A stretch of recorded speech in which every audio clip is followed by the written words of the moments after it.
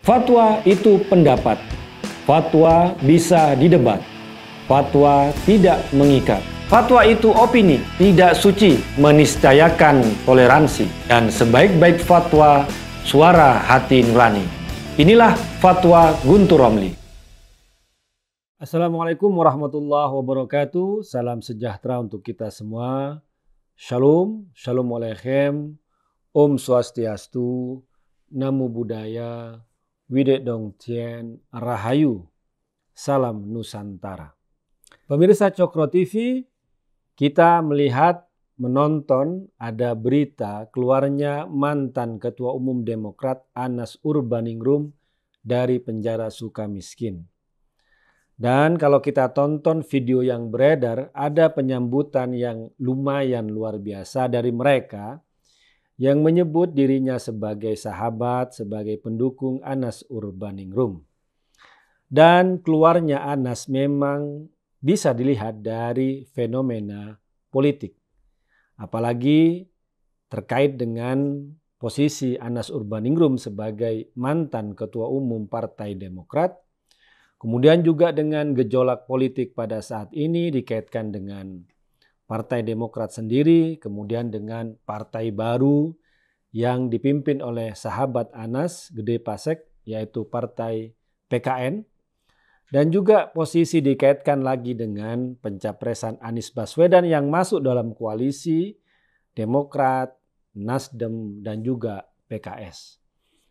Kalau kita melihat ada upaya penyambutan yang katakanlah konon luar biasa, mungkin orang bertanya, apakah ini ada upaya untuk mengelu-elukan seorang mantan narapidana korupsi yang baru keluar dari penjara?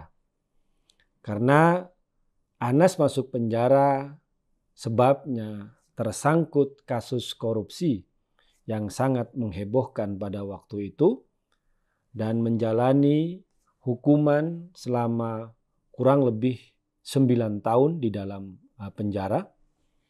Dan kemudian ketika keluar, seperti disambut bak seorang pahlawan. Karena Anas bukan seorang tahanan politik yang misalnya dikaitkan dengan bebasnya waktu itu Bung Karno yang pernah juga dipenjara di Sukamiskin. Tapi waktu itu Bung Karno keluar dari penjara karena memberontak, karena melawan pemerintah kolonial Belanda pada waktu itu. Dan dia menulis gugatan yang sangat terkenal, Indonesia Menggugat. Tapi Bung Karno adalah seorang pahlawan kemerdekaan pada waktu itu dan berjuang melawan penjajah. Dan ini berbeda dengan Anas Urbaningrum yang keluar dari penjara sebagai seorang mantan narapidana kasus korupsi. Karena itu penyambutan itu menjadi tanda tanya yang besar, apakah layak sebuah penyambutan diberikan kepada seorang mantan narapidana korupsi. Namun pada sisi yang lain juga ada pemahaman bahwa Anas adalah korban politik penguasa pada saat itu. Kita juga bisa membaca kembali berita-berita pada waktu itu bagaimana hubungan yang panas antara Anas Urbaningrum yang posisinya waktu itu adalah Ketua Umum Demokrat dengan SBY yang waktu itu adalah Presiden Republik Indonesia. Dan waktu itu juga ada informasi bahwa Anas sengaja ingin mengkudeta SBY dari Partai Demokrat sehingga ada dugaan untuk menjegal Anas dengan kasus korupsi. Pada sisi yang ini, maka dilihat Anas merupakan korban politik penguasa pada waktu itu. Dan ketika dia katakanlah disebut dengan terpaksa menjalani hukumannya di penjara, sebenarnya adalah korban politik. Maka ketika dia keluar, para sahabat, para pendukungnya menyambut dia sebagai seorang yang punya ketabahan dan kesabaran sebagai korban politik menjalani hukumannya. Maka dianggap layak penyambutan seperti itu. Itu adalah dua pandangan yang tampak saling bertentangan ketika melihat fenomena penyambutan keluarnya Anas Urbaningrum dari penjara. Tapi saya ingin mengajak kita semua untuk kembali kepada pemikiran yang jernih, untuk tidak terjebak pada dua kubu yang saling seperti bertentangan. Kalau saya lebih ingin mengajak, kalau benar ada upaya menjadikan Anas sebagai korban politik, atau ada kasus korupsi yang waktu itu tidak dibongkar karena terjegal dengan penguasa, maka inilah saatnya Anas Urbaningrum membuka kasus tersebut selebar-lebarnya. Karena di pengadilan pada kasus korupsi yang melibatkan para petinggi Demokrat pada saat itu, ada nama-nama yang disebut oleh saksi tapi tidak pernah dipanggil atau oleh penyidik atau dipanggil ke pengadilan karena masuk dalam kekuasaan dinasti Cikeas.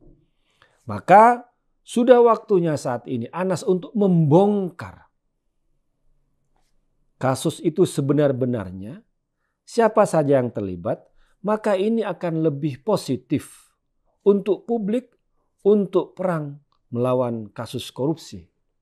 Karena dalam posisi ini Anas akan dilihat sebagai pahlawan, akan dilihat sebagai orang yang membocorkan kasus ini secara terang benderang, untuk membongkar, untuk memberi pencerahan kepada publik apa yang sebenarnya terjadi pada waktu itu.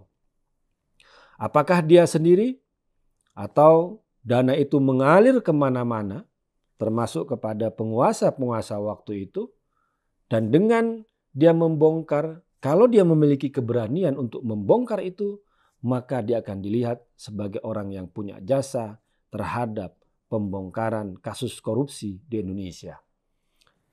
Tapi kalau hanya soal retorika politik, kemudian hanya soal pidato yang ketika keluar dari penjara, kalau saya membaca dari tulisan dari Bung Hamid Basyaib, tidak terlalu memiliki energi, tidak memiliki tendangan sama sekali dari pidato Anas ketika keluar dari penjara. Bahkan Anas menghilangkan momen penting itu kalau dia benar-benar ingin mengatakan kepada publik, kalau dia ingin memberikan informasi yang penting kepada publik soal kasusnya yang dulu. Apakah ini kasus hukum? Dan jelas sekali ini adalah kasus hukum karena Anas sudah diadili di pengadilan, kemudian ada proses banding, ada proses kasasi dan sebagainya. Tapi yang juga ditunggu oleh publik ini sebagai kasus politik yang bisa menyeret penguasa-penguasa pada waktu itu kalau benar ada informasi, ada bukti yang bisa menyeret ke mereka.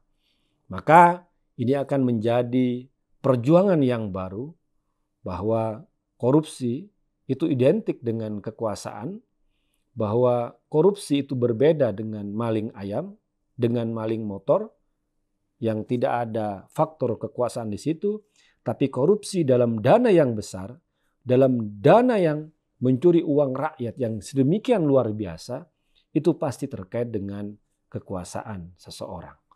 Dari itu kita menunggu keberanian Anas Urbaningrum untuk mengungkap kasusnya tersebut secara terang benderang, dan publik juga menunggu apakah ada informasi, adakah usaha yang keras dari Anas untuk membongkar segala kasus-kasus hukum, kasus-kasus politik pada waktu itu agar publik bisa dicerahkan. Demikian, wassalamualaikum warahmatullahi wabarakatuh.